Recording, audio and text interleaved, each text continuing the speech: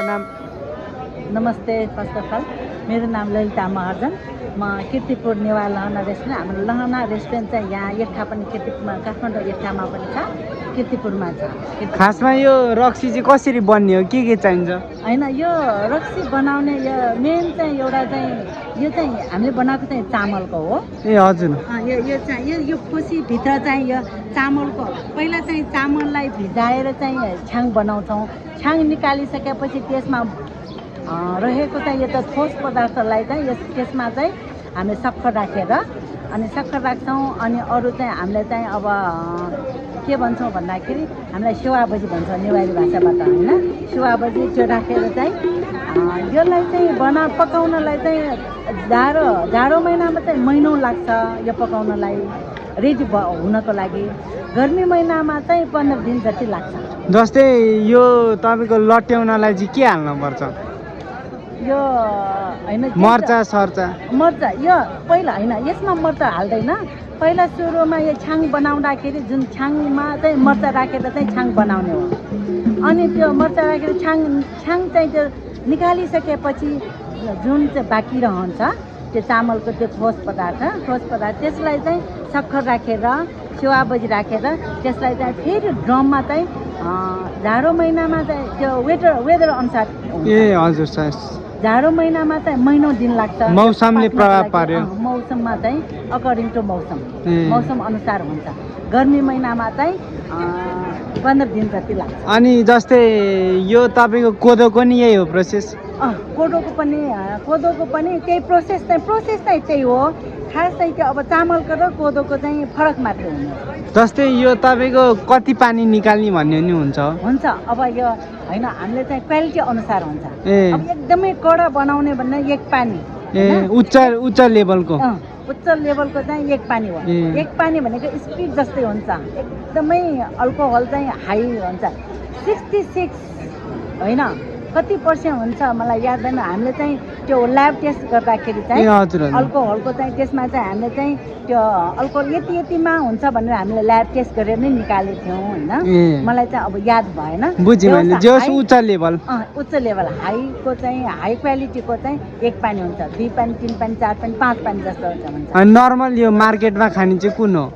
अब नर्मल मार्केटमा र हाम्रो रेस्टुरेन्टमा चाहिँ धेरै फरक हुन्छ।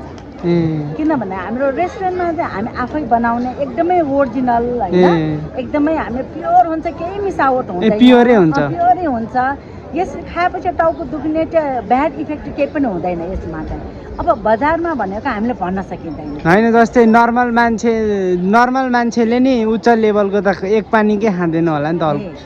त्यो अब हेबिटको हुन्छ, होइन? खान सक्ने र नसक्ने भने खाइराख्ने मान्छेले चाहिँ खान सक्छ।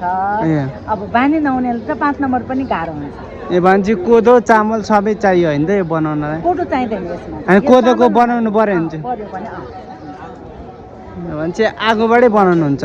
आगोबाट हाम्रो चाहिँ ओरिजिनल, होइन? हाम्रो नेवारी अब परम्परा अनुसार चाहिँ आगोमा बनाउँछ। जस्तै पानी पनि ओरिजिनल र जारको भन्ने पनि हुन्छ? हुँदैन है, पानीमा चाहिँ हुँदैन। अब पानी भनेको अब जारको त्यो होइन, फोहोर पानी त मिल्दैन खानेकुरामा, होइन? तर धाराको जुन पनि हो, इनारको जुन पनि हुन्छ, किनभने त्यो चाहिँ जाने होइन नि। त्यो चाहिँ स्टिम भएर त्यहाँ बाफ बनेर त्यो पानी भएर रक्सी बन्ने हो नि। त्यो माथिको पानी केही पनि जाने होइन। त्यसलाई चाहिँ क्वालिटी बनाउनुको लागि मात्रै त्यो राख्ने हो। भनेपछि हजुरको यो पुस्ताबाटै बनाउँदै आउनु भएको रहेछ? हरेक नेवारी जातको चाहिँ नेवारीहरूको घरमा चाहिँ हामीलाई भोजलाई चाहिँ नहुने, होइन? हरेक भोजमा हामीलाई चाहिँ रक्सी एउटा औषधि पनि हो, होइन? त्यही भएर हरेक घरमा हुन्छ। हामी आफै बनाउँछौँ के, घरमै बनाउँछौँ। हजुरको शुभ नाम चाहिँ? ललिता महर्जनज्यू हुनुहुन्थ्यो। उहाँले चाहिँ यो हाम्रो मौलिक नेपाली उत्पादन भएको रक्सीलाई चाहिँ विश्वमा ब्रान्डिङ गर्न चाहिँ सकेको छैन, तर कसरी बन्छ भनेर भन्नुभयो। ब्रान्डिङ भनेको हामीले बनाउने होइन, सरकारले बनाउने हो। हजुर। अब गभर्मेन्टले एउटा चाहिँ यो ब्रान्डिङ गर्नुभयो, ब्रान्डिङ गरिदियो भने एउटा चाहिँ नेपालीहरूको चाहिँ के हुन्छ, आय स्रोत पनि बढ्छ, होइन? अनि एउटा चाहिँ रोजगारी सृजना पनि हुन्छ। अब कहाँबाट आयात हुन्छ हाम्रो नेपालमा, होइन? ब्रान्ड हुस्कीहरू भने के आउँछ, होइन? हामीलाई थाहा छैन त्यसमा के कसरी बनाएको भने। त्यो त हामीले रियल आफ्नै आँखाले आफैलाई खानलाई बनाउने हो नि। यो जस्तो राम्रो त कुनै पनि हुँदैन। ब्रान्ड गरेर सिल प्याकको त्यो आयात भएको चाहिँ म त योभन्दा चाहिँ राम्रो ठान्दिनँ। जस्तै यसलाई बनाउने भाँडालाई चाहिँ के भन्छ? अब यो बनाउने भाँडालाई चाहिँ यो भित्रकोलाई चाहिँ कट भन्छ होइन, जुन अब मेन चाहिँ यो कटभित्र राख्छ। यो फोसी भयो, हाँसे भयो, बाटा भयो, भित्र चाहिँ डुब्ली भन्छ।